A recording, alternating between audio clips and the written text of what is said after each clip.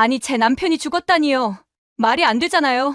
당신의 남편은 국가를 위해 목숨을 바친 영웅입니다. 그러면 저랑 제 자식들은 어떻게 살아가라는 거죠? 사람은 누구나 행복하기를 원합니다. 그리고 그것을 위해서라면 어떠한 희생도 마다하지 않죠.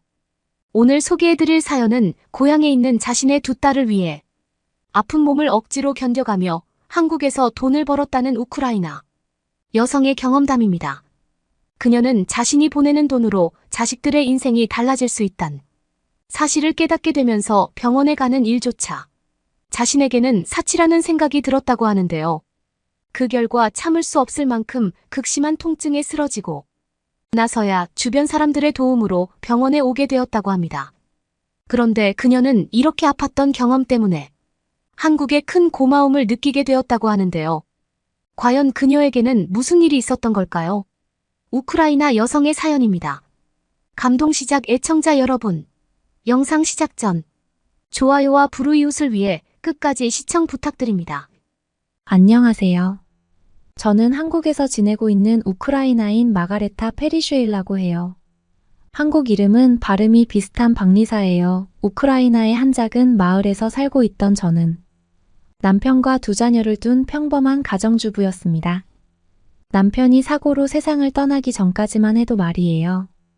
그가 떠난 후 저는 너무나 힘들었지만 한국에서 다시 정착해 생활을 이어갈 수 있었는데요. 지금의 평화로움과 행복이 오래 유지되길 바라면서 지내고 있어요. 제가 그에게 시집을 갔던 건 아주 오래전 일이에요. 우크라이나에서는 어린 나이에 시집가서 가정을 떠나는 것이 일반적인 문화였거든요. 그러나 그 중에서도 남편과 일찍 사별하거나 이혼을 한 여성들은 어려움을 겪는 경우가 많아요. 저 역시 그런 여성 중 한 명이었고요. 남편이 전쟁에 끌려가 갑자기 세상을 떠나게 된 건 정말 갑작스러운 일이었습니다. 그의 죽음으로 인해 저를 비롯한 두 딸 모두 큰 충격을 받았으며 그날 이후로 전 깊은 슬픔과 고통 속에서 묵묵히 두 아이를 혼자서 키워야만 했죠. 저는 이제 더 이상 남편의 지원을 받을 수 없다는 사실에 깊은 아픔을 느끼며 살아가야 했습니다. 두 딸은 아버지의 존재를 계속 그리워하며 자꾸만 아버지가 돌아올 거라는 말을 하곤 했는데요. 이럴 때마다 저는 아무 말도 하지 못한 채 그저 눈물을 흘려야만 했어요. 이곳저곳 발품 팔러 다니면서 제 몸은 성한 곳이 없었습니다. 그러나 병원에 내원하기엔 돈이 부족한 상황이었죠. 항상 돈에 쪼들리면서 살았거든요. 아이들은 한창 성장기인지라 계속해서 배고파하는데 음식을 사 먹일 돈이 없었어요. 그러니 병원 갈 돈은 제게 사치였죠. 하지만 그 어려움 속에서도 엄마로서 끊임없이 아이들을 위해 노력했습니다. 아빠의 목까지 아이들에게 희망과 사랑을 전하며 늘 어려움을 극복하려고 했죠. 이러한 노력 끝에 두 딸은 아빠가 사고로 세상을 떠났다는 사실을 차차 받아들이더군요. 이후 저는 자식들의 미래를 밝게 이끌어가기 위해 힘썼습니다. 그때 남편의 동생은 대학을 졸업하고 일자리를 구하기 어려워 우크라이나를 떠나 한국으로 갔다는 소식이 들려왔어요. 또한 그는 제게도 한국에서 돈을 벌 수 있는 기회가 있다고 알려주었죠. 어려운 결정이었지만 저는 딸들을 위해 우크라이나를 떠나 한국으로 가기로 했습니다. 그놈의 돈 때문에 매일을 전전긍긍하며 살았거든요. 저는 그것이 너무나도 지겹고 불행했다는 말밖에 할 수 없었습니다. 그렇기 때문에 한국에서 돈을 벌 수 있다는 소식에 희망을 품고 곧장 한국으로 떠나기 위한 준비를 시작했습니다. 한국에 가기 위한 여정은 꽤 험난했습니다. 일하기 위한 비자를 받기 위해 한국 대사관에 오가며 시간을 보내야 했고 한국에 갈 수 있는 수준의 한국어를 구사하기 위해 매일 새벽까지 잠을 자지 않고 공부를 했습니다. 낮에는 일을 하고 저녁에는 아이들을 돌봤으며 새벽에는 부족한 머리로 한국어를 읽고 쓰는 일을 반복했죠. 비자를 받는 일도 쉽지는 않았습니다. 한국 대사관에서 비자를 받기 위해 필요한 서류를 준비하면서 저는 그들과 상당한 갈등을 겪어야만 했어요. 대사관에서는 제가 구비한 서류가 충분하지 않다고 판단하여 계속해서 추가 서류를 요구했는데요. 이에 전 한국 대사관을 오가면서 추가 서류를 준비했었지만 반복되는 이런 상황에서 조금은 지치기도 했습니다. 그러나 두 딸을 생각하며 한국에 가는 것만이 유일한 답이라는 생각에 정신이 바짝 들더군요. 새벽까지 버티며 악착같이 공부했던 시간들도 하나둘 떠오르고요. 그래서 끝까지 포기하지 않았습니다. 저는 다시 한국 대사관으로 가서 필요한 서류를 제출하고 문제가 해결될 때까지 끈기 있게 노력했어요. 그리고 다행히 한국에서 일할 수 있는 비자를 받게 되었죠. 저는 한국에 오기 전에 우리 아이들을 부모님께 맡겨야 했습니다. 언제나 두 딸을 아끼고 사랑하는 마음으로 키워왔기 때문에 두고 가는 입장에서도 너무나도 슬프고 가슴이 미어졌어요.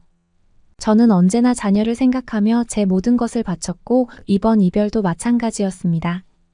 아이들이 부족함 없이 자라기 위해선 제가 일을 해야만 했고 우크라이나에서 버는 데에는 한계가 있었으니까요. 이별 당일 저는 두 아이들의 고사리 같은 손에 자작나무 가지를 쥐어주면서 이것을 가지고 있으면 엄마가 항상 함께하는 것과 같다고 전해주었습니다. 아직 너무나 어린아이들을 두고 가는 건 저 역시 마음이 편하지 못했어요. 그러나 두 딸도 마찬가지겠죠. 어머니 역시 제 말을 들으면서 애써 눈물을 참아내고 계셨습니다. 하지만 아이들은 이러한 이별을 아직은 이해하지 못한 채 저를 향해 행복한 표정으로 웃고 있었죠. 저는 마지막으로 저희 손을 아이들의 머리 위에 얹으며 마지막 인사를 하곤 떠나야만 했습니다. 나중에 어머니로부터 들은 말로는 이별 후 몇 시간 동안 엄마를 그리워하며 울었다고 하더군요. 자작나무를 꼭 진 채 말입니다. 저 역시 그 자작나무 가지를 여전히 가지고 있어요. 한국에 도착하기 전에도 진을 다 빼버렸지만 시작이 반이다라는 말을 가슴속에 새기며 다시 에너지를 충전했는데요. 하지만 비자를 취득하고 나서도 한국에서 새로운 삶을 시작하기 위해 많은 어려움을 겪어야 했어요. 처음에는 언어와 문화 차이로 인한 어려움 그리고 한 번도 해본 적 없는 새로운 직업으로 일을 해야 했기 때문에 일에 대한 불안감도 컸습니다. 또한 근로자로서의 권리와 의무를 이해하지 못해서 정확한 정보를 얻는 것도 어려웠어요. 하지만 이 모든 어려움을 극복하기 위해 끈기와 열정을 가지고 그저 묵묵히 일했습니다. 처음에는 한국어를 배우는 것도 힘들었지만 일을 하면서 끊임없이 연습하고 발전해 나갔어요. 그 결과 저는 한국어로 원활하게 대화할 수 있게 되었고 업무 능력도 향상시킬 수 있었습니다. 그리고 스스로 겪은 어려움을 이겨내면서 놀라운 것들을 발견하게 되었는데요. 한국에서는 지원과 협조가 서로 다른 사람들 사이에서 일상적으로 이루어지는 것을 보고 놀랐습니다. 역시 선진국이다 싶었죠. 또한 한국에서는 여성들도 적극적으로 일할 수 있고 가족의 일부로서 사회에서 존중받는 문화였어요. 그래서 계속해서 사기를 잃지 않고 열심히 일할 수 있었답니다. 제가 처음에 배정받아 일한 장소는 지방에 있는 어느 농장이었어요. 아무래도 몸을 쓰는 작업이 많아서 힘들 줄 알았는데 생각보다 나쁘지 않더라고요. 한국에서의 일이 쉬운 건 아니었지만 우크라이나에서 워낙 힘들게 일하고 공부하며 아이들을 키우다 보니 오히려 한국에서의 일은 쉽게만 느껴졌던 것 같네요. 그런데 제가 한국에서 돈을 벌면서 느낀 것 중 하나는 한국에서는 몇 푼 되지 않는 돈이지만 우크라이나에서는 그것이 엄청나게 큰 돈이라는 사실이에요. 이것을 깨닫고 나서는 제가 쓸 돈도 아껴가면서 두 아이들에게 보내기 시작했죠. 그 결과 아이들은 맛있는 간식도 사 먹을 수 있게 되었고 제가 없더라도 우크라이나에서 행복한 생활을 보낼 수 있게 됐습니다.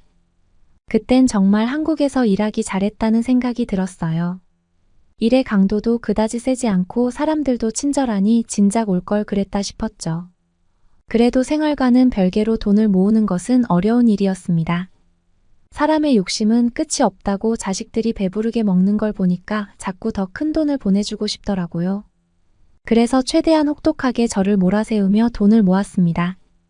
밥 먹을 때도 가장 저렴한 식단을 구성해 돈을 아꼈고 아르바이트 자리라도 생기면 새벽이라도 나가 일을 하면서 돈을 모았습니다.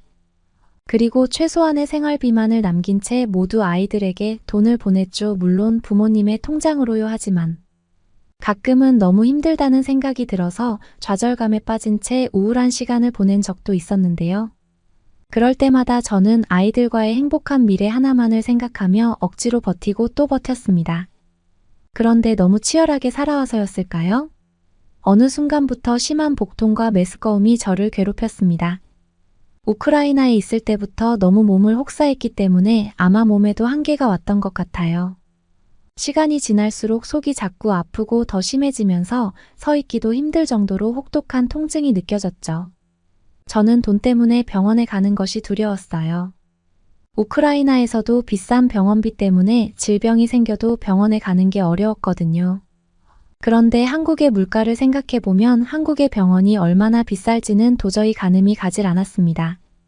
저는 계속해서 아픈 증상에 시달렸고, 아무리 생각해도 심각한 병처럼 느껴졌지만 당시 제게는 아이들에게 보내는 돈이 더 중요했죠. 그렇게 치료도 받지 않은 채 우크라이나에서 가져온 진통제를 먹어가면서 억지로 버티고 일만 했어요. 물론 계속해서 일하기 위해서는 제 건강을 우선시해야 했고, 그것이 현명한 선택이겠지만 당시 제게는 그런 판단을 할 여유도 없었고 오로지 아껴야 한다는 생각만 들었거든요. 결국 저는 그것이 자연히 사라지기를 바라며 애써 아픈 증상을 무시했습니다. 하지만 결국 무리한 것인지 하루는 작업장에서 쓰러지고 말았죠. 이때 저의 한국인 사장님은 무언가 잘못되었음을 알아채고 제 건강에 대해 물었습니다. 저는 그가 이 일로 저를 해고할까 봐 주저했지만 사장님은 끊임없이 저를 설득했어요. 결국 저는 증상에 대해 솔직히 이야기했고 사장님은 병원에 가는 것이 좋겠다고 결정 내렸죠. 저는 그 돈을 아이들에게 보내는데 쓰고 싶다며 극구 부인했지만 그땐 정말이지 죽을 만큼 아팠기 때문에 결국 병원에 갔고 저는 심각한 급성 간염이 진행 중이라는 이야기를 듣게 됐습니다. 그리고 당장 치료를 받지 않으면 심각해질 거란 말도 들었어요. 하지만 저는 병원비가 걱정됐고 의사에게 치료비를 감당할 수 없다는 말을 하려던 순간 함께 병원에 갔던 사장님이 제게 말했습니다. 자신이 대신해서 모든 치료 비용을 지불해 줄 테니 걱정 말고 진료를 받으라고요. 저는 너무 큰 호의를 쉽게 받을 수 없었지만 사장님은 엄마가 아파서 되겠냐며 아이들은 돈보다 건강한 엄마가 더 필요하다고 저를 설득했습니다. 그렇게 저는 비용 걱정 없이 필요한 치료를 받을 수 있었어요. 저는 사장님의 호의에 너무 감사했습니다. 그리고 제가 이 일로 인해 한국에 대해 놀란 것이 하나 있어요. 알고 보니 한국에서는 저렴한 병원비와 건강보험제도가 존재했죠. 한국이 우크라이나보다 훨씬 선진국인데 오히려 병원비는 훨씬 저렴했습니다. 그리고 치료를 받으면서도 한국 병원의 훌륭한 의료 서비스에 감동을 받았어요. 물론 한국에서의 병원비가 우크라이나에 비해 저렴하다는 것에 놀라움을 느꼈지만 무엇보다 적은 돈이든 큰 돈이든 서슴지 않고 자신이 대신 비용을 지불하겠다고 해준 사장님에게 가장 큰 감사함을 느꼈습니다. 몇 달이 지나고 저는 이제 완전한 건강을 되찾았습니다. 그리고 이제는 사장님에게 받은 병원비를 갚아야겠다고 생각했어요. 한국에서 오래 일하면서 저도 이제 여유가 생겼거든요. 그러나 사장님은 저에게 병원비를 갚을 필요가 없다고 말했습니다. 그리고 오히려 그 돈으로 다음에 아플 때마다 꼭 병원을 찾아가라고 말해주었어요. 그의 사려 기쁨과 애정에 전 진심 어린 눈물을 흘리며 감사의 말을 전할 수밖에 없었죠. 지금은 꽤 안정된 삶을 살고 있지만 저는 여태껏 했던 경험에서 많은 것을 배울 수 있었습니다. 끈기와 열정 또한 인내와 배려의 중요성을 깨달았죠. 저는 사장님의 배려와 도움 덕분에 한국에서 성장할 수 있었고 건강도 지켜낼 수 있었습니다. 그리고 아이들에게 돈보다 건강한 엄마가 더 필요할 거라는 말이 아직도 잊히지 않네요. 돈에 사로잡혀 바보 같은 선택을 했던 제가 후회스럽습니다. 아마 사장님이 아니었더라면 지금 이런 글도 적지 못하고 아픈 몸 때문에 아이들까지도 힘들게 하는 엄마가 되어 있을지도 몰라요. 한국에서 더 안정된 일상이 찾아온다면 그땐 부모님과 아이들을 한번 초대할 생각입니다. 이곳에서 아이들에게 더 멋진 세상이 존재한다는 걸 보여주고 싶거든요. 제게 큰 깨달음을 준 사장님과 우리 가족을 살려준 한국에게 늘 감사함을 느끼고 있어요. 여러분은 이번 사연을 통해 어떤 것을 느끼셨나요? 한국에서 일하면서 아이들과의 행복한 미래를 꿈꾸고 있는 우크라이나 여성 박리사 씨의 경험담이었습니다. 몸이 아픈 와중에도 병원에 가지 않고 버틸 수 있었던 이유는 바로 자식을 생각하는 그녀의 모성애 때문이었는데요. 아이들을 위해 먼 나라 한국까지 왔던 그녀는 한 푼이라도 더 아끼려다 보니 도저히 병원비에 돈을 쓸 여력이 없었습니다. 하지만 그녀가 한 가지 몰랐던 사실은 우리 한국의 병원비가 그녀의 생각보다 훨씬 저렴했다는 점인데요. 요즘은 한국에 비자를 받고 입국하는 외국인 근로자는 모두 의료보험에 가입해야 한다고 합니다. 그렇다 보니 그녀가 병원에 가더라도 우크라이나보다 뛰어난 의료 서비스를 제공받으면서도 오히려 더 값싼 병원비의 치료를 받을 수 있는데요. 또한 그녀가 경험한 감동은 이뿐만이 아닙니다. 그녀가 일하고 있었던 농장의 사장은 형편이 어려운 그녀를 위해 기꺼이 병원비를 지원해 줄 만큼 마음이 따뜻한 사람이었는데요. 이렇듯 따뜻한 사람들이 그녀의 주변에서 함께하고 있다고 하니 앞으로도 그녀는 한국에서 행복하게 잘 살아갈 수 있을 거라는 생각이 듭니다. 박리사 씨가 꼭 한국에서 목표한 바를 이루고 자녀들과 행복한 미래를 마주할 수 있기를 진심으로 응원하겠습니다. 구독과 좋아요 부탁드리며 사연자분께 전해드릴 댓글도 남겨주시면 전달해드리겠습니다. 그러면 더욱 감동적인 다음 사연으로 넘어가겠습니다. 대치동에 있는 어느 고등학교 비명과 환호가 섞여 있는 소리를 따라가던 외국인들은 이내 피 터지게 주먹을 주고받는 고등학생들의 분위기에 둘러싸입니다. 폭력 사태에 휘말리고 싶지 않아 도망치려는 외국인들은 어느새 유혈 사태의 한가운데에 놓여 있었고 더 이상 도망칠 수 없는 답답함에 어쩔 줄 몰라 하는데요. 대체 이들에게는 무슨 일이 있었을까요? 안녕하세요. 저는 핀란드에 있는 고등학교의 배드민턴 클럽 코치인 오로치 크리스티나입니다. 저희 배드민턴 클럽의 단원들 경기력이 최근에 저하되고 있었기에 저는 코치로서 어떻게 하면 더 나은 플레이를 할 수 있는지 그 방법을 모색하다가 다양한 스타일의 플레이 방식을 선수들에게 경험시키기 위해서는 다른 나라와 한번 대결해야 한다고 생각할 수 있었습니다. 확실히 핀란드 안에서만 치러지는 내부적인 경기로는 결국에 우리끼리만 치열하게 경쟁하는 것이라 한국과 같은 뛰어난 플레이 스타일을 가진 나라와 맞닥뜨리게 된다면 상당한 어려움이 뒤따를 것이 분명했던 것입니다. 요새 제 동료들 대부분은 K-팝을 즐겨 듣고 한국 영화에 아주 그냥 빠져 살고 있는데 저는 왜 항상 하라는 배드민턴은 치지 않고 한국 영화나 보고 있느냐고 나무라곤 했는데요. 제 동료는 알고 보니 한국 영화가 아니라 한국에 있는 배드민턴 경기를 지켜보고 있었습니다. 저는 동료와 함께 한국의 배드민턴 경기를 지켜보면서 한국인들이 얼마나 배드민턴에 대해 열망을 가지고 있는지 깨달으며 한국의 정신을 알아볼 수 있었는데요. 언제부턴가 저희 팀 내 분위기는 와해되고 있었고 공부나 하지 뭘 배드민턴을 치냐 하는 식의 이야기가 맴돌곤 했기에 한국에 대해 저는 관심도 없었고 아는 것도 없었지만 배드민턴에 대한 열망을 한눈에 알아보자마자 한국에 가서 좋은 경험을 하고 온다면 분위기도 결집될 것이고 배드민턴에 대한 흥미가 팀 내에 물씬 감돌 것이 분명해 보였습니다. 그리하여 저는 한국과 배드민턴 친선 경기를 할 수 있는 방법을 모색하기 시작했는데요. 한국과의 친선 경기를 통해 다국적인 플레이 방식을 살펴보는 계기를 가질 수 있다고 저희는 확신하기도 했습니다. 알아보니 실제로 한국의 배드민턴 실력은 세계에서 위상을 떨치고 있는 수준이었고 저희는 좋은 경험을 할 수 있으리라는 생각을 고착화시킬 수 있었답니다. 동료 중 한 명은 어째서 후진국인 한국으로 가느냐며 한숨을 쉬었는데요. 저는 한국이 다름 아닌 선진국이라고 강조했고 도대체 어째서 후진국이라는 생각을 하는지 모르겠다고 얘기하며 짐이나 싸라고 말했답니다. 그렇게 한국의 공항에 도착했는데 인천국제공항의 인프라는 현대의 모든 기술이 집합되어 있는 곳 같았습니다. 전체적으로 매우 넓고 조명은 밝았으며 넓은 창문을 통해 내려오는 자연광은 저희들을 까무러칠 정도로 놀라게 했답니다. 구석구석 스며들어 있는 자연광 덕분에 저희는 항상 눈이 부시다시피 했으며 공항을 돌아다니는 내내 또다시 놀라야 했는데요. 바로 안내 로봇 때문이었습니다. 저희는 핀란드어로 질문했음에도 핀란드어를 통해 대답을 해주는 로봇을 보며 핀란드에서 한 번도 본 적이 없다는 생각에 제 동료에게 아직도 한국이 후진국이라고 생각하느냐고 물어보았고 고개를 가로젓는 동료의 모습을 보아야 했답니다. 이런 한국은 확실히 색다른 배드민턴 실력을 갖추고 있을 것이 분명하기에 몇 번 자웅을 겨루다 보면 국제적인 경쟁력을 우리 핀란드가 갖출 것을 저희는 여기서부터 확신할 수 있었답니다. 저희는 이런 곳에서라면 배드민턴의 경기력뿐 아니라 색다른 문화가 가진 매력에 듬뿍 취하면서 보람을 느낄 수 있을 것 같았어요. 시합에 앞서 호텔에서 숙박을 취하기 위해 저희는 이동했고, 유창한 영어를 구사하는 호텔 직원과 맞이할 수 있었답니다.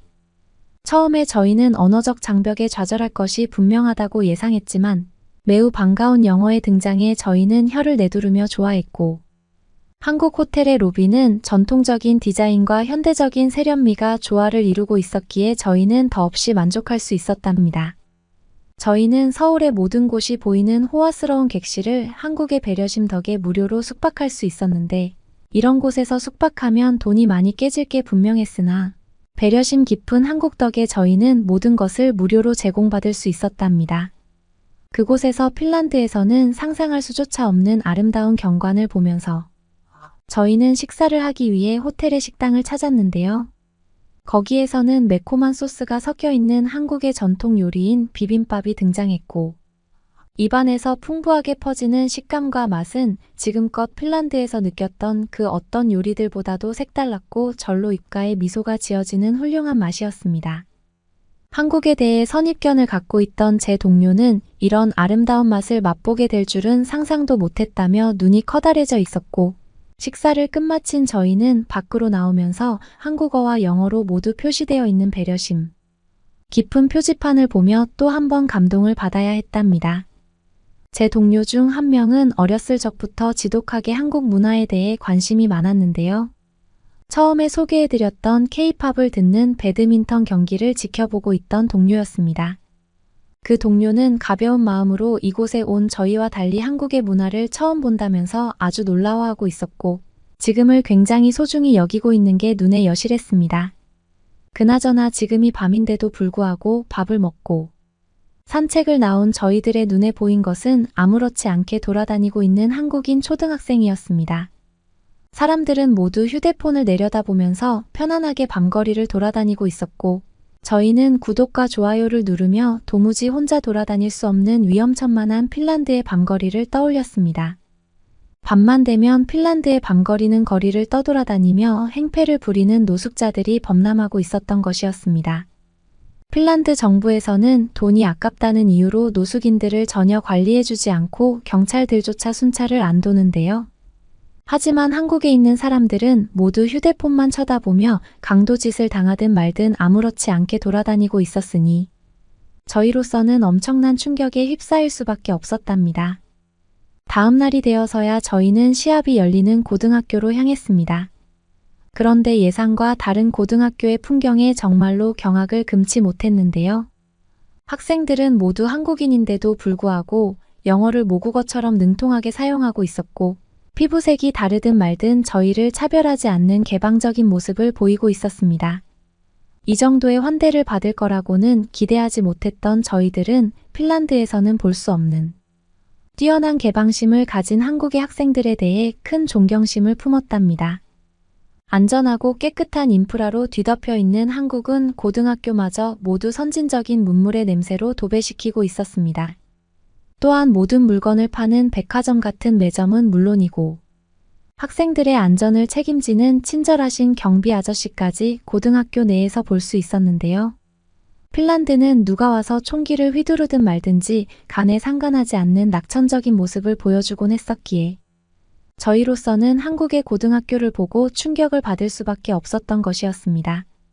게다가 고등학교 내의 모든 계단에는 놀랍게도 미끄럼을 방지해주는 패드가 설치되어 있었기에 저희는 핀란드에서 예산이 아깝다는 이유로 관리도 하지 않아 금이 가 있는 계단을 떠올렸습니다. 그곳에는 간혹 무너져 있는 계단도 있는데 한국에서는 전혀 그렇지 않고 모두들 관리되고 있었으니 저희는 놀랄 수밖에 없었던 것입니다. 그동안 이런 국가가 세계 어딘가에 있었다는 사실 자체는 저희로서는 매우 경이로운 사실이었는데, 그 순간 어디선가 들려오는 환호성과 같은 비명에 저희는 까무러칠 정도로 놀라야 했는데요. 도대체 무슨 일이 벌어졌는지 바로 떠올릴 수 있었는데 누가 싸움을 벌이고 있는 것이었습니다. 고등학교에 다녀보았다면 아시겠지만 반에서 싸우는 소동이 벌어지면 그것을 알려주는 어떤 학생이 비명과 더불어 싸움이 났다고 떠벌리곤 했잖아요. 저희는 그럼 그렇지 하면서 역시 한국은 후진국이었다는 동료의 말을 들으면서 정말로 싸움이 난 것인지 그 장소로 가보았습니다. 그런데 알고 보니 그 소리는 싸움을 보고 얘기하는 소리가 아니었고 저희 핀란드인들을 보고 내지르는 소리였습니다. 고등학생들은 저희를 둘러싸고 핀란드에서 출발했다는 고등학생들이 드디어 도착했다며 박수를 치며 반겨주고 있었습니다. 저희는 너무도 황당했는데요. 우리가 찾고 있던 소식이 우리 자체라는 사실을 믿어야 했으니까요. 고지어 벌어지는 환대를 받으면서 저희는 배드민턴장에 입장했습니다. 시합을 시작하기 전 몸을 풀고 있는 한국인 학생들은 모두 날렵하고 동작이 말끔해 보였기에 저희는 당황스러운 마음에 한국 소속인 코치분에게 어떻게 저 정도의 실력을 겸비하고 있는지 물어보았는데요. 한국인 코치는 자신이 10년을 넘게 배드민턴을 배웠고 그 기술력을 모두 알려준 것뿐인데 사실 한국의 모든 고등학생들은 다 저 정도 할 거라고 얘기해 주었기에 저희는 또다시 놀라야 했답니다. 경기가 시작되면서 저희는 속수무책으로 셔틀콕을 바라보기에 급급했고 한국인 학생들은 모두들 빛의 속도로 셔틀콕을 날려보내는 바람에 저희는 혹여나 셔틀콕에 맞아 피멍이 들지는 않을까? 걱정하며 한국인 학생들이 배드민턴을 하는 사이에 저희는 피구를 했습니다. 경기가 끝나고 나서 저희는 셔틀콕에 한 번도 맞지 않았다는 사실에 기뻐했고 승리는 못했지만 그래도 살아남았다는 사실에 흥분되어야 했답니다. 한국의 학생들은 지치지도 않는지 저희를 이기고 나서도 다음 경기를 치르며 웃음을 머금고 있었고 저희는 이미 끝난 경기에도 불구하고 너무나 힘에 부쳐 숨을 거칠게 내쉬면서 호흡을 고르고 있었답니다. 저희들은 한국인 코치에게 다가가 이들의 실력이 어떻게 이 정도인지 그 비결을 캐물었는데 코치님은 하루하루 열심히 연습한 것밖에 없다고 얘기해 주었기에 저희들은 하나같이 충격을 받았습니다. 우리들에게도 배드민턴 실력을 알려달라고 요구하자 한국인 코치는 고개를 끄덕이면서 문제없을 거라고 얘기했습니다. 그렇게 저희는 7일 동안 한국인 코치에게 배드민턴을 교육받았는데 기본적이면서도 놓치기 쉬운 부분에 대한 노하우를 한국인 코치님께서 시원시원하게 알려주시는 바람에 저희는 단기간에 실력을 향상시키는 방법을 터득할 수 있었답니다. 또한 훈련을 마칠 때마다 방문했던 서울의 중심가는 정말로 아름다움의 극치였는데요. 이것이 바로 선진국이구나 하는 느낌을 갖게 해주는 대단한 장관이었습니다. 이렇기에 배드민턴 클럽 내 모든 한국 선수들은 화려한 장비와 깨끗한 훈련장을 갖추고 있는 것 같았어요. 또한 그들은 모두 우리보다도 영어를 더 잘하는 것 같았고 재능까지도 출중했던 것 같았습니다. 저희는 한국에 있는 시간 동안 한국인 학생들과 남매처럼 친해지며 한국에 있는 문화를 관람하고 곳곳에 놓여있는 전통적인 사찰까지 방문했답니다. 그러면서 방문하게 된 한국의 찜질방에서는 은은한 음악이 흘러나와 저희의 피로를 날려보내고 있었는데요. 뜨거운 물부터 차가운 물까지 다양한 온도를 저희는 왔다 갔다 하며 피곤을 녹일 수 있었답니다. 운동으로 다져진 근육이 이완되는 것을 느끼면서 스트레스가 내려가는 것을 체감하던 저희는 찜질방 안에 있는 새신사 덕분에 평생토록 모아놓은 각질이 한 번에 제거되는 경험을 할 수 있었답니다. 그러고 나서 맛보게 된 삶은 달걀과 식혜는 풍족한 맛을 가지고 있었기에 저희는 미각이 자극되는 경험을 하면서 평생토록 잊지 못할 거라는 생각을 가질 수 있었답니다. 저희는 에어컨도 없고 낡은 시설의 흙투성이로 뒤덮여 있는 핀란드의 건물을 떠올리며 이러한 한국의 훌륭한 인프라와 함께라면 세계를 압도하는 배드민턴 실력을 가질 수 있을 거라는 확신을 할 수 있었답니다. 확실히 한국의 고등학생들은 모두들 시원한 에어컨 바람을 맞으며 맑은 정수기에서 나오는 물을 마시면서 훈련을 받고 있었던 것이었습니다. 핀란드의 사립학교에서도 찾아볼 수 없는 놀라운 인프라에 저희는 핀란드의 고등학교에 관심도 가지지 않는 정부의 태도가 어째서 그 모양인지 이해할 수 없었고 대대적으로 시위를 벌여야 모든 인프라가 개선될 것만 같은 생각에 한숨을 쉬어야 했답니다. 서울의 길거리를 돌아다니면서 저희가 느꼈던 가장 큰 충격 중 하나는 대부분의 자동차와 사람이 다니는 길이 너무나도 명확히 구분되어 있었다는 점이었습니다. 핀란드에서는 보행자가 우선이라는 정책이 있긴 하지만 말만 그럴 뿐 사실상 차나 보행자나 걸어 다니는 길에 구분이 없습니다. 별거 아닌 부분 같아도 이런 자잘한 시스템 하나하나가 국민을 너무나 배려해주고 있었기에 저희는 한국의 깊은 배려심에 뜨거운 눈물을 흘리면서 어느 순간에 맛보게 된 한국의 삼겹살에 후각이 현혹되는 경험을 느껴야 했답니다. 한국의 떡볶이로 저희는 후식을 마무리했는데 쫄깃한 떡과 매콤한 소스는 이루어 말할 수 없을 정도로 폭발적인 궁합이었고 매운맛이 이렇게 맛있는 맛이었는지 처음으로 알게 되었답니다. 저희는 한 입 먹을 때마다 어렸을 적부터 먹어온 전통 음식이었던 것처럼 떡볶이에 완벽하게 적응한 스스로를 돌이켜보며 놀랄 수밖에 없었고 이것을 당연하다는 듯이 흡입하고 있는 한국인을 보며 어렸을 적부터 이러한 것을 당연하게 누렸을 거란 생각에 부러움에 휩싸였습니다. 게다가 편의점 안에서는 더러운 공기와 흩날리는 먼지가 전혀 보이지 않아 핀란드와는 완전히 반대되는 모습에 저희는 공항에서부터 이런 편의점을 보았다는 사실을 도저히 믿을 수 없었고 더욱 놀라운 사실은 대부분의 편의점이 무인 매장이라는 사실이었습니다. 처음에 저희는 아무리 기다려도 직원이 안 보여서 화장실이라도 갔는지 의심했지만 곧이어 발견된 키오스크 덕분에 저희는 기나긴 계산을 끝마칠 수 있었습니다. 한국은 인건비부터 굉장히 절약하고 있었기에 이런 인프라를 갖출 수 있는 것 같았고 남는 인건비로 치안에 집중해서인지 밤에도 다들 안전하게 다니고 있었습니다. 저희 핀란드의 편의점을 보면 항상 직원이 서 있다 보니 인력이 낭비되고 있어 정부가 예산을 치안에 집중할 수가 없다. 보니 밤늦도록 돌아다니는 사람이 거의 없습니다. 저는 언제쯤이면 핀란드가 한국을 따라잡을 수 있을지 걱정하며 항상 한숨을 푹푹 내쉬었고 이처럼 안정적인 사회 구조를 가지고 있다면 배드민턴은 물론이고 공부까지 제대로 할 수 있다는 생각을 할 수 있었습니다. 만약에 결혼을 하여 자녀를 낳게 된다면 반드시 한국에 와서 키워야겠다는 생각을 가질 수 있었어요.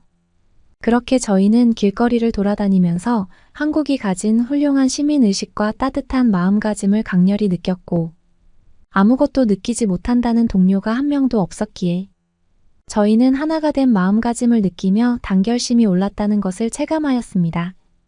잠시 뒤에 숙소로 돌아가기 위해 올라탄 지하철 속에서 저희는 또다시 경악을 금치 못해야 했는데요.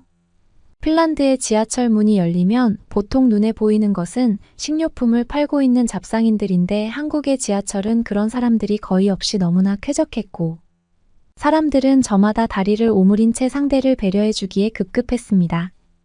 어느 친절한 한국인은 저희더러 외국인이냐고 물어보았고 자기가 요새 영어를 공부하고 있는데 실제로 회화를 한번 해보고 나니 정말로 재밌다면서 쑥스러워했습니다.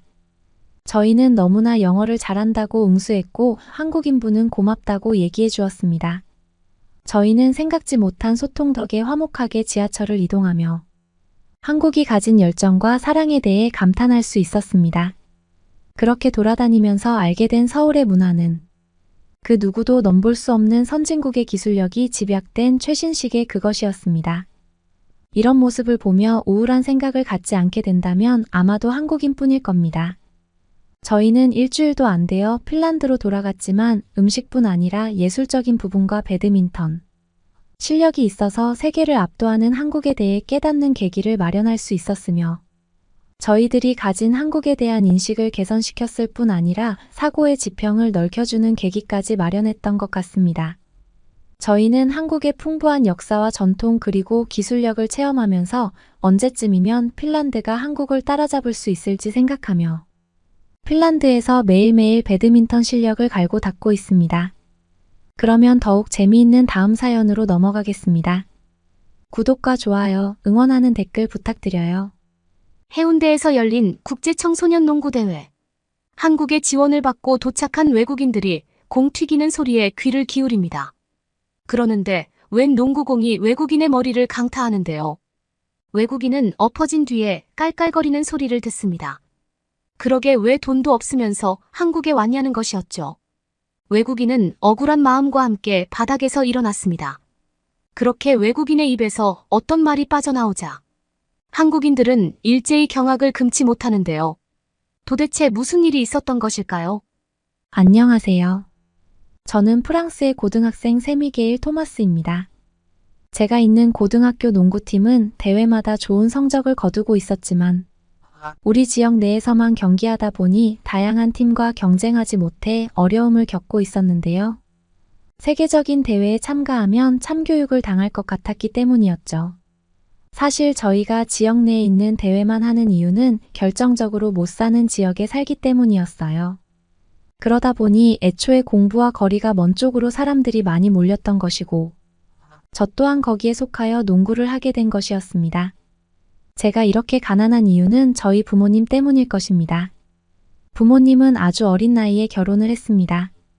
20살에 결혼하고 저를 낳아주신 아버지는 회사 생활을 하다가 어느 날 해고 통지를 받았는데요. 그러다 보니 수입이 절반 이상으로 줄었고 저희는 어쩔 수 없이 집값이 저렴한 지역으로 이주해야 했습니다. 하지만 저희 가족은 언제나 화목했고 경제적인 부분만 부족했습니다. 그러는데 최근 들어 세계적인 대회에 나가게 되면 어차피 제대로 된 모습을 보여줄 수 없을 것 같다는 불안감과 압박감을 저희 농구팀이 갖게 되었는데요. 팀원들 사이의 긴장감은 나날이 고조되고 팀워크도 점점 이상해지는 것을 느낄 수 있었답니다. 그러다가 한국에 대해 알게 되었습니다. 한국은 굉장히 열악한 조건 속에서도 끊임없는 학습을 하여 세계의 모든 나라 사이에 우뚝 설 수 있었다는 것을 알게 되었습니다. 프랑스에는 한국의 노래는 물론이고 드라마까지 유행하고 있었습니다. 하지만 한국에 대한 진가를 알게 된 것은 바로 전쟁 다큐멘터리를 보면서였습니다. 그곳에서의 한국은 굉장히 가난한 국가였고 지금의 모습을 비추어 봤을 때 정말 밑바닥에서부터 제대로 시작한 국가가 틀림없다는 생각이 물씬 드는 것이었습니다. 이런 곳에서 농구를 하게 된다면 더없이 훌륭한 경쟁력을 갖출 수 있을 게 분명했던 것이었어요. 그러다가 저희는 외국에 있는 학생들을 대상으로 한국에 와서 경기할 수 있도록 도와주는 한국의 국제적인 지원 활동 시스템을 알게 되었습니다. 저희는 옳다구나 하고 참가 신청을 냈고 기적적으로 합격 통보를 받았습니다. 저희는 얼마나 새로운 시각을 한국이 제공해 줄지 기대감에 설레며 한국행 비행기표를 예약하려는데 저희는 충격을 받을 수밖에 없었습니다. 거리가 멀어서인지 너무나도 비쌌던 것이었어요. 그래서 저희는 한국행을 포기해야 하나 생각하다가 비행기표까지 지원해 준다고 하는 한국의 고마운 제안을 알게 되면서 저희는 또다시 놀라야 했습니다. 한국에서는 프랑스인들이 지내는 동안 숙박비는 물론이고 식사비까지 제공해 준다고 말해주고 있었어요. 저희는 이렇게까지 지원을 받아도 되는지 몰라 굉장히 염려스러웠지만 염치불구하게도 모든 지원을 널쭉 받아들일 수 있었습니다. 한국의 드라마에 관심이 많았던 동료는 역시나 한국은 선진국이 분명했다고 얘기했습니다. 처음 느껴보는 따뜻한 배려심에 저는 감동의 눈물을 흘렸고 먼 나라로 이동하는 저를 탐탁치 않게 여기던 부모님도 그런 국가에 다녀오는 것이라면 아무런 문제가 없다며 어서 다녀오라고 얘기하는 것을 들을 수 있었습니다. 진짜로 이번 일이 아니었으면 부모님은 한국행을 결코 수락하지 않았을 수 있어요. 왜냐하면 저는 외동딸이었기 때문이었죠. 그렇게 저희는 비행기에 올라탔고 농구 경기가 열린다는 해운대이라는 도시에 도착했습니다. 해운대 근처에는 자연의 풍미가 한눈에도 느껴지는 산맥과 바다까지 아름다운 경관이 수두룩 빽빽했습니다. 그렇게 자연의 미를 갖춘 곳에 편의시설이 곳곳마다 있으니 저희는 꿈에 그리던 상상의 나라에 도착했다는 생각을 확고히 할 수 있었습니다. 잠시 뒤에 저희는 안내를 담당하는 한국인 동료인 민지 씨를 만났습니다. 민지 씨는 한국이 마음에 드냐고 저희에게 먼저 물어보았는데 저희는 고개를 연신 끄덕이며 이렇게 호화롭고 평화로운 나라는 처음 본다고 얘기했습니다. 민지 씨는 해운대의 도심으로 향하기 위해 지하철로 향했는데요. 저희는 지하철을 타자마자 경악하는 마음을 감출 수 없었답니다.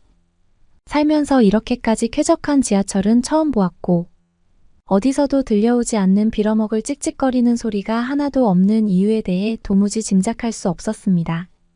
저희 프랑스에서는 하루가 멀다 하고 쥐가 돌아다니고 있었기에 항상 머리털이 삐쭉삐쭉 솟았었는데 한국의 지하철은 어디서도 그런 소리가 들려오지 않으니 이보다 평화로울 수는 없을 것 같았습니다. 게다가 저 멀리서부터 꾸준하게 작동되고 있는 공기청정기를 보면서 저희는 어떻게 저렇게 값비싼 물건을 사람들이 마구 돌아다니는 한가운데에 설치할 수 있는지에 대해 생각해야 했답니다. 그렇게 저희는 한국의 경제력이 얼마나 수준이 높은지 헤아릴 수 있었어요. 저희는 고약한 냄새가 너무 심한 프랑스의 지하철을 떠올리며 한국에서는 숨을 참는 잠수 연습을 지하철 속에서 하지 않을 수 있다는 생각이 너무나 좋았습니다. 지하철의 공기는 물론이고 바닥에 놓여있는 환경 역시 너무나도 쾌적했기에 저희는 가정집 같은 생각을 지하철 속에서 할 수 있었답니다. 게다가 밖에 있을 때는 얼마나 지하철을 기다려야 하는지에 대해 알려주는 전광판까지 친절하게 있었기 때문에 저희는 남는 시간에 무엇을 하며 시간을 보낼지에 대해 체계적인 계획을 세울 수 있어 너무도 편리했답니다. 가장 놀라웠던 사실은 이처럼 놀라운 지하철이 별거 아니라는 것처럼 아무렇지도 않은 표정을 짓고 있는 한국인들이었습니다.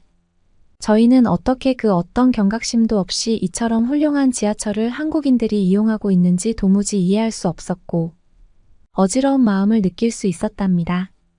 실제로 정말로 어지러웠고 저희는 공기청정기 앞으로 가서 더욱 깨끗한 공기를 마시며 어지러운 마음을 달래야 했습니다. 한국인들은 노약자들이 눈앞에 보이면 항상 자리를 양보하는 교양 있는 모습을 보였기에 저희는 정말 배운 사람들만 거주하고 있는 국가에 들어왔다는 사실을 체감할 수 있었죠. 저는 3년 전 중국을 떠올려야 했습니다. 돈이 별로 없어 해외여행을 가면서 중국으로 갔었는데 그곳에서 저희는 굉장한 충격을 받았던 것이었죠. 중국인은 민망함을 느낄 정도로 저희를 빤히 바라보았고 강제로 옷을 잡아당기는 것은 그리 놀라운 일도 아니었습니다. 하지만 한국인들은 너무나 교양이 있어 생김새부터가 중국인과 달랐습니다. 그렇게 순조롭게 도착할 줄 알았던 저희는 실수로 지하철역을 건너뛰게 되었는데요. 한국인 동료인 민지 씨는 저희에게 다가오며 실수로 집중을 못하고 있었다고 미안하다고 얘기했고 지하철 어플을 켜면서 머리를 긁적이고 있었습니다. 저희는 휴대폰 안으로 보이는 한국의 지하철 어플리케이션을 보면서 정말 놀라움을 금치 못해야 했습니다. 애플리케이션 안에는 지하철이 언제 도착하는지부터 출발 시작까지 전부 나와 있었기 때문에 프랑스에서는 한 번도 본 적 없는 최신식 시스템이 분명했던 것입니다.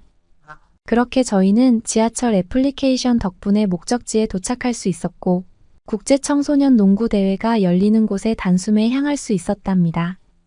저희보다 먼저 도착한 모든 학생들은 공을 튀기는 소리를 멀리서부터 뽐내고 있었습니다.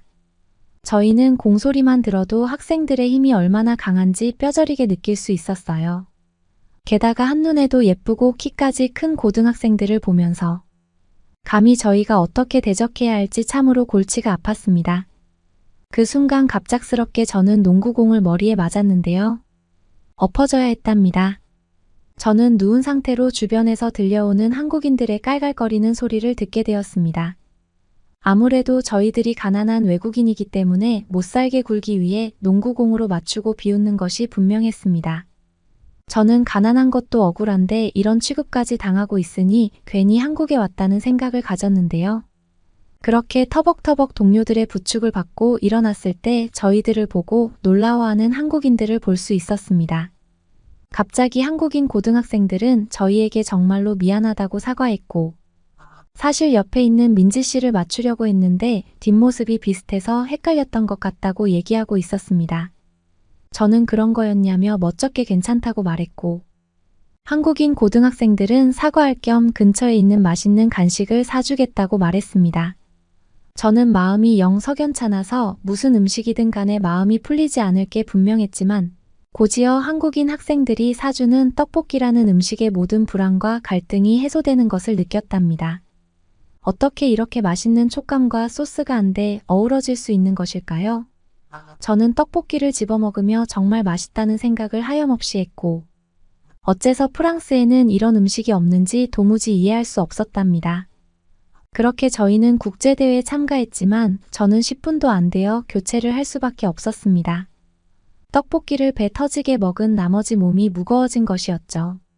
그런데 제가 교체를 당한 게 오히려 안심이 되는 광경이 눈앞에 펼쳐지고 있었습니다. 벌써 점수차가 30점 차로 벌어지면서 한국인들에게 참교육을 당하는 장면이 눈앞에 있었던 것이었죠. 그렇게 저희는 대회에서 탈락했고 한국인 고등학생들은 그들만의 경쟁을 하다가 1위부터 3위를 전부 차지하기에 이르렀습니다. 저희는 허심탄회한 표정과 함께 서로를 바라보면서 진정 이곳이 한국이라는 나라라는 느낌을 공유하게 되었습니다. 한국인들은 기술력도 최강인데 신체적인 부분까지 매우 특출한 사람들이었습니다. 저희들은 휙휙 돌아다니는 한국인들의 기다란 다리를 보면서 왜 프랑스인들은 저렇게 건강하지 못한 것인지 생각하며 한숨을 쉬었고 한국으로부터 농구를 어떻게 배울 수 있는지 고민하게 되었답니다. 저희들은 도대체 농구의 비결이 무엇인지 경기가 끝나고 나서 물었고 한국인들은 잘 모르겠다며 우리 고등학교에는 김치가 많이 나오기 때문이 아닐까 하는 말을 해주어 저희는 모두 아리송한 표정을 보여야 했습니다. 동료 중 한 명은 말도 안 되는 한국 음식 때문에 경기에서 패배했다는 사실을 도무지 믿을 수 없어 머리를 감싸 안으며 두통을 호소했습니다. 그러자 민지 씨가 저희에게 경기장 옆에 보건소가 있다고 말해주어 저희는 경악을 금치 못해야 했는데요. 알고 보니 경기장 옆에는 편의점까지 있었기에 모든 요소가 집약되어 있는 최강의 인프라를 알게 모르게 한국은 자랑하고 있던 것이었습니다. 도대체 한국에는 부족한 게 무엇일까요? 그러다가 한국인 민지 씨는 자신의 가방 안에서 두통약을 동료에게 쥐어주었습니다. 그리고 편의점에서 기본적인 상비약을 항시 팔고 있기 때문에 사실 언제 어디서든 두통약을 가질 수밖에 없다고 얘기해 주어 저희는 충격을 먹을 수밖에 없었습니다. 저희는 머리를 북북 긁으며 한국의 놀라운 문물을 더욱더 감상하기 위해 목표의식을 다질 수 있었습니다. 얼마 안 가 저희는 한국을 돌아다니겠다는 결심을 뒤로하고 잠시 동안 쉬기 위해 호텔을 예약해야 했는데요. 왜냐하면 한국의 놀라운 면모에 정신을 못 차리다 보니 휴식이 너무나 급했던 것이었습니다. 그렇게 호텔에 들어갔을 때 방의 상태를 보고 충격을 받았는데요. 호텔이 진짜 맞는 것인지 침대가 전혀 안 보였습니다. 히터도 전혀 없었기에 저희는 너무나 실망스러웠습니다. 저희는 다른 숙소를 예약하기 위해 방을 나오려는데 한국인 동료가 왜 그러냐고 얘기하며 충격적인 말을 해주었습니다. 그녀는 한국에서는 독자적인 난방 방식을 채택하고 있어 신발을 벗고 들어가야 한다고 얘기해 주었고 침대가 있으면 온도의 증가를 제대로 못 느끼기 때문에 이곳의 한옥 호텔은 침대가 없다고 말해 주었습니다. 실제로 신발을 벗고 바닥에 누우니 너무나도 따뜻하여 심장이 행복해지는 것을 느낄 수 있었답니다. 한국의 호텔 화장실 내에는 반신욕을 즐길 수 있는 대나무 욕조까지 있었기에 저희는 입을 다물 수 없었습니다. 저희는 잠시만 누우려고 했던 온돌 바닥에 껌딱지처럼 붙어버려 더 이상 일어날 수 없어 깊은 잠에 빠져버렸는데 다음 날이 되어서야 저희는 어제까지만 해도 두통약을 먹으며 골골대던 동료가 더 이상 아픈 데 없이 활발해진 모습을 마주할 수 있었습니다. 저희들은 한국에 또다시 감탄할 수밖에 없었고 골골대던 동료는 조식으로 나온 한국의 비빔밥을 순식간에 처리하면서 고지어 저희를 기다려주지도 않고 호텔 방으로 들어가 대나무 욕조의 반신욕을 즐기기 시작하더군요. 그녀는 점심에도 호텔에서 나오는 한식을 허겁지겁 먹어 대며 놀라운 식욕을 저희에게 자랑해 주었습니다. 저희는 그녀가 남겨놓은 떡갈비와 불고기를 먹으면서 한국의 진가를 체감하게 되었답니다. 대단히 환상적인 경험을 통해 저희 프랑스의 난방 방식은 어째서 온돌이 아닌지 이해할 수 없었고 이런 식으로 훌륭한 인프라가 제공되고 있으니 한국의 고등학생들이 그렇게 농구를 잘하는 게 분명해 보입니다. 프랑스에는 언제쯤이 되어서야 이 정도의 인프라가 구축될 수 있는지 저희는 정말로 실망스러웠습니다. 여러분은 어떻게 보셨나요? 응원과 격려의 한마디씩을 댓글로 남겨주시기 바랍니다. 사연자분들에게 전달해드리겠습니다. 실제 사연 제보를 받고 있습니다. 채택되신 분께는 작은 선물도 보내드리고 있습니다. 저희의 사연이 여러분의 하루에 작은 힘이 될 수 있었으면 좋겠습니다. 감동적인 사연을 주변 분들과 이야기 나눠보세요. 더욱더 좋은 영상으로 다시 찾아뵙겠습니다.